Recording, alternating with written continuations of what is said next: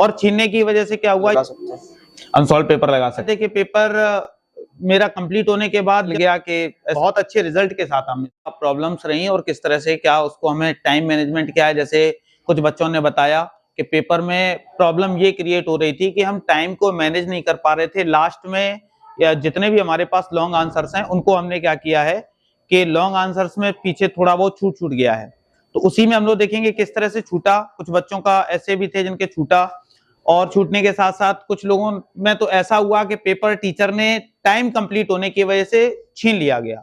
और छीनने की वजह से क्या हुआ, ये बहुत गलत है, ऐसा नहीं होना चाहिए। 1-2 मिनट दिया जा सकता है, लेकिन क्या कर सकते हैं, टीचर के पास भी बाउंडेशन होती है कि टाइम लिमिट पर ही पेपर सबमिट करना है।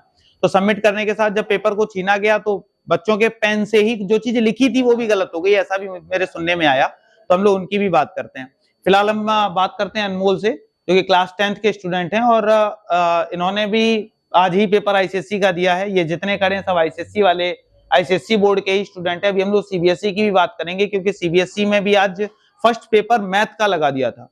और पहले दिन मैथ का पेपर इसलिए नहीं लगाया जाता है क्योंकि प्रेशर बहुत रहता है। बच्चे क्लास 10th में है, फर्स्ट टाइम बोर्ड देने जाते हैं, तो उनको भी लगता है कि नहीं बहुत ज्यादा प्रेशर है।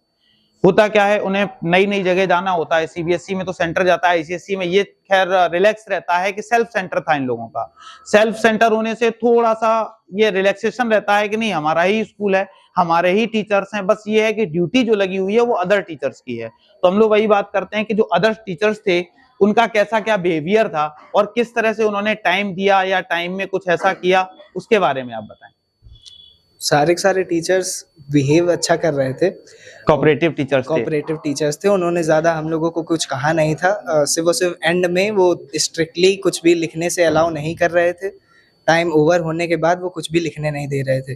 अच्छा। बाकी सारा उन्होंने पेपर सही टाइम से दे दिया था और पूरा पेपर कंप्लीट हुआ जी, उसके बाद ही सबमिट हुआ। ऐसा था कि लास्ट टाइम तक आप लिखते रहे या टाइम से पहले कंप्लीट हो गया था? 5 मिनट्स पहले हो गया था, 5-10 मिनट। ठीक है। पेपर जब कंप्लीट हुआ, क्या आपने एक बार पेपर को चेक किया कि हमारे सारे क्वेश्चंस हुए हैं या नहीं हुए हैं? हाँ, चेक किया था। तो कंप्लीट थे कि कुछ रह गया था? कंप्लीट था पूरा। पेपर कोई छूटा तो नहीं? नहीं, छूटा नहीं था। पहले ही हो गया। जब स्कूल में अपने एग्जाम सेंटर पे पहुंचे तो कैसा क्या महसूस कर रहे थे? कैसा मतलब अंदर से कैसी फीलिंग आ रही थी? डर लग रहा था कि बहुत ज्यादा एक्साइटमेंट थी कि आज हमारा बोर्ड पेपर है? किस तरह की क्या फीलिंग्स थी? अंदर से डर भी लग रहा था जब एग्जाम हॉल की तरफ जा रहे थे, लेकिन अंदर से एक्साइटमेंट भी थी कि फर्स्ट टाइम बोर्ड है, कैसा होगा, क्या है। तो फर्स्ट टाइम बोर्ड देने के बाद आज कैसी फीलिंग आ रही है कि बहुत अच्छा पेपर हुआ है? पेपर अच्छा हुआ था तो अच्छी फीलिंग आ रही है। अच्छा, बाकी पेपर्स की तैयारी के लिए आपने क्या सोचा है? ये वाला पेपर तो बचे हुए हैं, उनकी तैयारी के लिए क्या सोचा है कि अब क्या बेटर कर सकते हैं जो इसमें नहीं हम कर पाए? जैसे अनसॉल्व पेपर लगा सकते हैं।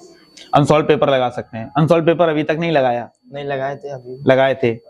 अब नेक्स्ट टाइम और मेहनत की जा सकती है। गैप भी पर्याप्त है, मेहनत की जा सकती है और बेटर मेहनत करें, रिजल्ट भी बहुत अच्छा ही होगा।